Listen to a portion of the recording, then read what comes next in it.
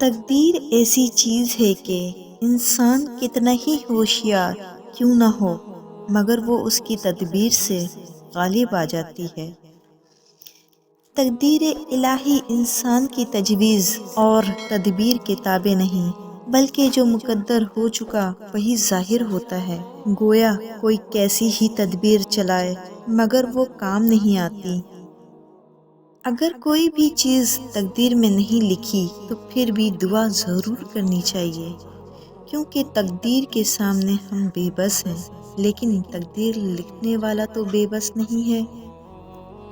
رسول اکرم صلی اللہ علیہ وسلم نے فرمایا، اپنی تقدیر کا ہر فیصلہ اللہ کے ہاتھ میں دے دو، اس سے دعا تو کرو پر ضد نہ کرو، کیونکہ جب اللہ تعالیٰ پہ اپنی زندگی کا ہر فیصلہ چھوڑتے ہو تو اللہ بھی وہی کرتا ہے جو تمہاری خوشی ہوتی ہے۔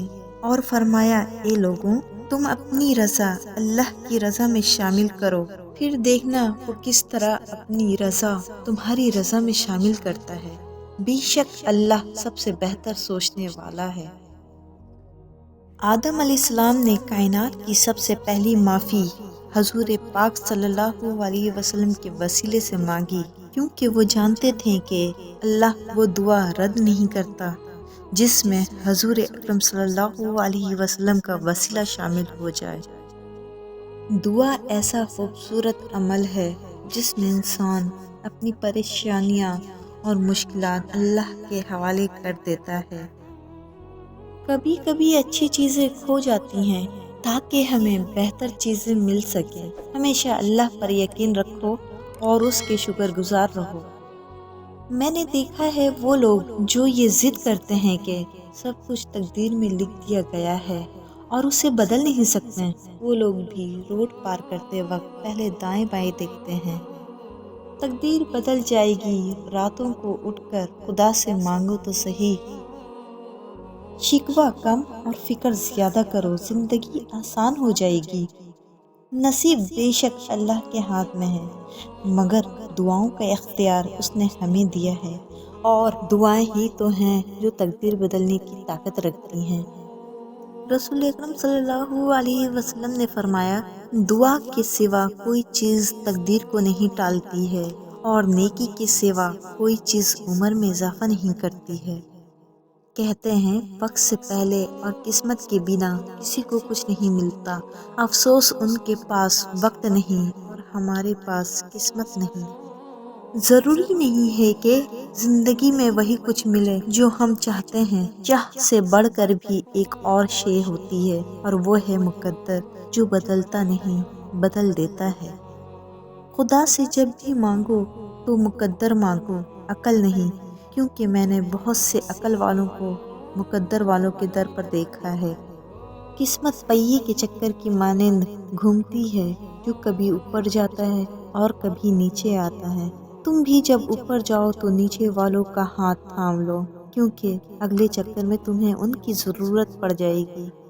تقدیر اور قسمت سے زیادہ طاقت دعا میں ہوتی ہے، جو عرش کو ہلا سکتی ہے۔ دعا وہ طاقت ہے جو آپ کے نصیب میں نہیں، اسے بھی آپ کا کر سکتی ہے۔ اور اگر آپ کو لگے کہ کوئی چیز تقدیر میں نہیں لکھی تو پھر بھی دعا ضرور کرنی چاہیے، کیونکہ تقدیر کے سامنے ہم بے بس ہیں، تقدیر لکھنے والا نہیں۔ اور دعا تو تقدیر کو اس وقت بھی بدل سکتی ہے جب وہ فیصلہ کن مراحل میں داخل ہو چکی ہو۔ ندامت کے چراغوں سے بدل جاتی ہیں تقدیریں، ندامت کے چراغوں سے بدل جاتی ہیں تقدیریں، اندھیری رات کے آنسو خدا سے بات کرتے ہیں۔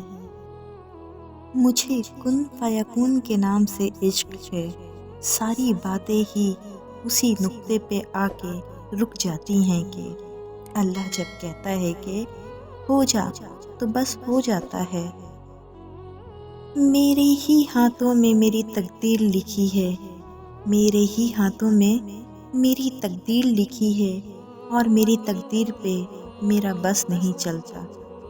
اگر اللہ پاک تمہاری دعائیں پوری کر رہا ہے تو وہ تمہارا یقین بڑھا رہا ہے، اگر دعائیں پوری کرنے میں دیر کر رہا ہے تو تمہارا صبر بڑھا رہا ہے۔ اگر تمہاری دعاؤں کا جواب نہیں دے رہا تو وہ تمہیں آزما رہا ہے۔ اس لیے ہمیشہ دعا مانگتے رہا کریں۔ ایمان کی افضل صفت یہ ہے کہ انسان اللہ تعالیٰ کی تقدیر پر راضی رہے۔ صبر کی حد یہ ہے کہ تقدیر پہ کوئی اعتراض نہ ہو۔ صبر تو یہ ہے کہ تقدیر کے فیصلے پر کوئی شکوہ نہ ہو۔ اللہ تعالیٰ ایک واحد ذات ہے جس سے دکھ بانٹ کر دل کو سکون ملتا ہے۔ تقدیر کے لکھے پر کبھی شکوہ نہ کرنا اے انسان، تقدیر کے لکھے پر کبھی شکوہ نہ کرنا اے انسان، تو اتنا عقل مند نہیں کہ رب کے راز سمجھ سکے۔